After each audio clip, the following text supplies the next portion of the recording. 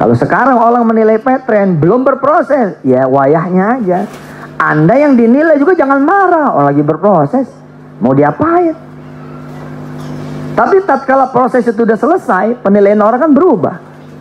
Haram, haram, haram, haram. Ya kita lagi proses. Alhamdulillah proses selesai, halal. Dapat sertifikat nih dari DSN MUI Syariah, betul tidak? Nah, ketika sudah berproses dan dapat proses itu, maka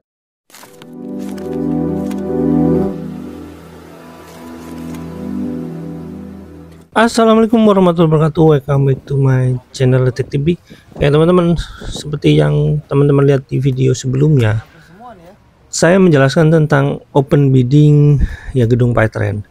Nah, kenapa saya cukup heran sebenarnya waktu itu sebelum open bidding itu lelang dari pemerintahan ya. Jadi dilelang gedung ini oleh pihak yang berwenang membuat sebuah lelangan ya, terutama ini kan dari negara. Ya kenapa itu terjadi? Ya karena telat bayar hutang, artinya properti tersebut itu sudah dianggunkan. Nah kebetulan ini dari BRI ya dianggunkannya, jadi sudah cukup lama. Nah sebenarnya sebelum fakta open bidding ini atau lelang ini dulu itu katanya dulu kan waktu mau bayar karyawan Paytrend yang dicicil itu, katanya itu kantornya mau dijual dan bilangnya sudah terjual tapi baru bayar sekali. Jadi kalau seperti ini kemungkinan besar yang terjadi adalah kantor Paytrend itu disewakan ya. Saya nggak tahu persisnya gimana, tapi kalau memang ini di open bidding berarti kan kemungkinan besar ini nggak dibayar, sudah lama, udah cukup lama, karena nggak langsung dilelang biasanya. 3 bulan nggak bayar langsung dilelang, nggak, biasanya cukup waktu lama, ada negosiasi atau apa. Kenapa ini dilelang gitu? Menurut saya agak aneh juga sih. Kemungkinan besar Yusuf Mansur itu nggak punya uang cash untuk bayar itu. Nah, terlepas daripada itu teman-teman, kita bisa melihat bahwasanya Yusuf Mansur itu kan selalu pamer ya dengan segala retorika dia, dan orang bisa percaya juga agak aneh ya. Mana mungkin orang yang seperti itu gitu ya bisa dipercaya. Nah teman-teman bisa lihat nanti di belakang video bahwasanya Yusuf Mansur ini tidak pernah mengakui dirinya sebagai pengusaha.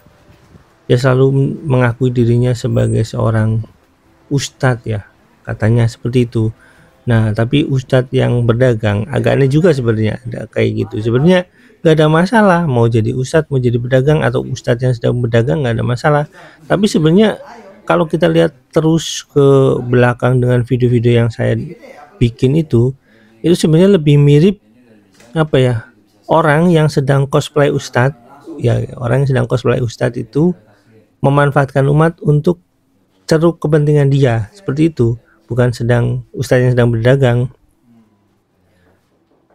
Terus dia selalu memamerkan kehebatan dia dengan segala hal lah, intinya seperti itu. Dan kemudian kalau kita lihat lagi di sana di video tersebut ya, nanti yang akan saya tayangkan di belakang itu, Yusuf Mansur itu menggambarkan bahwasanya perjuangan Paytrend itu kayak apa ya, yang ketika dianggap ini haram dan lain-lain gitu oleh beberapa ustadz. Banyak sekali ustadz yang mengatakan bahwasanya bisnis Yusuf Mansur itu haram tapi tetap berjalan.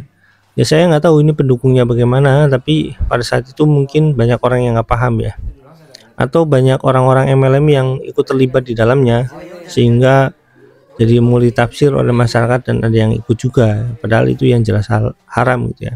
Yusuf Mansur mengatakan bahwasanya bisnis ini halal ya, padahal yang dimaksud halal adalah yang didaftarkan itu adalah ya program Paytrendnya itu adalah e-money, bukan MLM-nya gitu. Jadi Paytrend yang dulu itu sengaja dikaburkan dibuat menjadi e-money. Nah tujuannya untuk apa e-money ya saya nggak tahu, tapi yang jelas ya terkait kepentingan e-money itu kan, e-money itu nggak bisa berdiri sendiri ya. Kemungkinan besar gara-gara e-money ini tuh cuma sekedar pengalihan yang kemudian ya ada bisnis MLM yang masih berjalan, yaitu Trendynet. Oke, dan itu Ya saya nggak tahu pikiran Yusuf Mansur apa kenapa e-money itu menjadi seolah-olah kayak hebat sekali, padahal e-money aja biasa-biasa aja. E-money udah banyak di dunia juga banyak. Kenapa saya katakan itu biasa? Karena Python itu kan nggak laku untuk dijual. Artinya dengan perusahaan apa dia bekerja sama, dengan program yang sangat jelek itu, artinya punya e-money tapi ya apa ya, sangat lelet gitu ya. Buat apa transaksi dengan e-money yang sangat lelet itu dan sering bermasalah? Kalau misalkan kita membuat sebuah ya e-money gitu, membuat sebuah e-money yang kita lihat ya menjadi contoh Dana, OVO dan lain-lain seperti itu kan transaksinya sangat cepat ya, per sekian detik atau bahkan kurang dari 1 detik. Yang anehnya adalah kok bisa dibanggakan seperti itu? Kalau menurut saya begini, e-money ini adalah jalan keluar Yusuf Mansur ketika dia sudah tersudut, sudah terpaksa disudutkan karena dia punya kepentingan untuk membuat sebuah Python Asset Management pada saat itu. Jadi dia merubah image-nya untuk menjadi halal, sehingga Python Asset Management itu mau di dalam tanda kutip ya mau dibikin syariah, dengan dia sudah membranding Python ini menjadi syariah. Nah kalau kita lebih detail lagi, sebenarnya pertanyaan yang sangat jelas adalah ketika uang jamaah yang terkumpul dari misalkan kayak program FID, program patungan usaha, program tabung tanah, program umroh merdeka, itu jumlahnya berapa miliar kita nggak pernah tahu ya, bisa jadi 100, bisa jadi 200 miliar yang kemudian itu dijadikan modal Python. Kalau misalkan umroh merdeka kan jelas itu jadi Python. Nah pertanyaannya, kalau misalkan itu jadi modal Python, kok bisa sangat jelek gitu? Artinya kok bisa lelet seperti itu gitu, dan katanya ya sering bermasalah. Saya nggak ngerti bagaimana sebuah aplikasi itu yang sudah jadi e-money itu bermasalah dalam sistem transfernya, agak aneh juga sebenarnya. Tapi intinya adalah teman-teman, ini adalah sebuah video yang saya gambarkan bahwasanya pada saat awal Yusuf Mansur mengembangkan kantor Python itu, yang kemudian kantor Python itu akan menjadi pusat e-money dan lain-lain dengan pusat segala syariah kayak gitu, itu adalah sebuah jokes atau sebuah kenyataan palsu, yang dimana ternyata gedung yang dipamerkan pada saat itu ya saya nggak tahu. Yang jelas kalau udah open bidding kayak gini udah pasti dijaminkan gitu, tapi yang menjaminkan itu siapa ya? Bisa jadi Yusuf Mansur sendiri, bisa jadi lewat tangan-tangan yang lain. Dan berkat karena hal itulah ya ada pertanyaan yang menarik, Yusuf Mansur ini memang paling seneng gitu menggantung-gantung masalah gitu ya. Saya nggak tahu, dengan segala yang dia katakan bahwasanya dia orang kaya raya lah, ternyata nggak bisa bayar karyawan lah, dan saya nggak ngerti kenapa sampai sekarang perusahaan ini nggak dipilotkan gitu ya. Teman-teman langsung lihat videonya. Wassalamualaikum warahmatullahi wabarakatuh. Bye. Gimana kalau kita langsung aja ya opening speech oleh owner Python Bapak Ustadz Yusuf Mansur.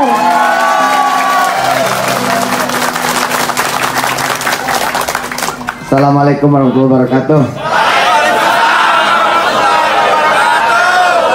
Wah, rezeki saya nih ke kantor terus ketemu kawan-kawan Pythoners. Wah hebat, insya Allah semuanya masuk surga. Kalau udah masuk surga jangan lupa ngajak-ngajak saya. Ini kelihatannya mukanya muka soleh-soleha, muka bebas utang, muka banyak bonus. Jam berapa nyampe sini? Oh ada bule ini satu. Alhamdulillah. Iya dah, terima kasih banyak atas kebersamaannya selama ini. Insya Allah kita lagi menunggu hari-hari turunnya izin e-money. Pelihara terus baik sangka, positive thinking. Kita tidak pengen juga pemerintah gegabah. Saya di pertemuan kapan itu mensupport kawan-kawan BI, ya, mendukung kawan-kawan Bank Indonesia untuk benar-benar serius dalam menilai siapa-siapa yang berhak dan layak untuk diberikan izin e-money. Saya malah sebagai warga negara dan pengusaha, sebagai bagian dari masyarakat dan juga pebisnis, sekaligus sebagai guru gitu ya di tengah masyarakat, malah bingung kalau kemudian Bank Indonesia begitu gampang memberikan izin. Jadi saya bangga tuh ketika sulit, saya bangga. Karena orang-orang yang lulus ujian di tengah kesulitan itulah yang hebat. Tepuk tangan buat semuanya. Nah, ini bisa di-highlight. Kalimat ini bisa di-highlight. Kalau orang kemudian tidak banyak ujian, tidak banyak melewati kesulitan, ya dia pasti orang biasa-biasa saja. Tapi di antara ibu bapak yang hadir, di antara kakak adik yang hadir, di antara mas-mas mbak-mbak yang hadir, bila hidupnya banyak ujian dan kayak nggak pernah menang gitu, ya kayak nggak pernah menang. Maaf ya, kayak nggak pernah menang itu menunjukkan bahwa begitu lamanya ujian itu. Kok kayak nggak lulus-lulus, itu menunjukkan begitu banyaknya juga ujian itu, ujian hidup ya. Maka dipastikan insya Allah dia adalah orang yang hebat. Ya. Saya menunjukkan kepada khalayak ramai bahwa saya sampai sekarang tidak pernah merasa menjadi pengusaha. Saya tidak pernah merasa jadi pebisnis. Ya. Saya sedang tidak merasa menjadi seorang pedagang. Ya saya tetap saya, ustadz. Nggak ada yang berubah. Tapi ustadz yang sedang berbisnis. Ustadz yang sedang berdagang, ustadz yang sedang berusaha. Nah, sesuai dengan janji saya sama diri saya dan Pak Hari, bahwa kalau saya ke kantor, ya judulnya ngaji. Ya sudah, yang ngajinya ini aja sama kawan-kawan semua insya Allah. Kalau sekarang orang menilai Petren belum berproses, ya wayahnya aja. Anda yang dinilai juga jangan marah, orang lagi berproses, mau diapain? Tapi tatkala proses itu udah selesai, penilaian orang kan berubah. Haram, haram, haram, haram. Ya kita lagi proses. Alhamdulillah proses selesai. Halal. Dapat sertifikat nih dari DSN MUI Syariah, betul tidak? Coba ya Anda semua pakai Petren. Wah nggak bisa-bisa. Itu ujian tuh nggak bisa-bisa. Ya. Ada orang-orang yang tidak mau mencari tahu karena pengen gampang saja kan. Akhirnya dia meninggalkan mesin duit. Banyak loh orang putus asa. Ih, makanya nggak bisa-bisa lah, udahlah. Udahlah, saya nggak mau lah pakai Petren. Lah, padahal semakin sulit tuh harusnya semakin menantang. Begitu bisa menundukkan, selesai. Besok nih, ketika kemudian Petren punya sistem yang lebih bagus lagi, udah lebih enteng buat kita-kita.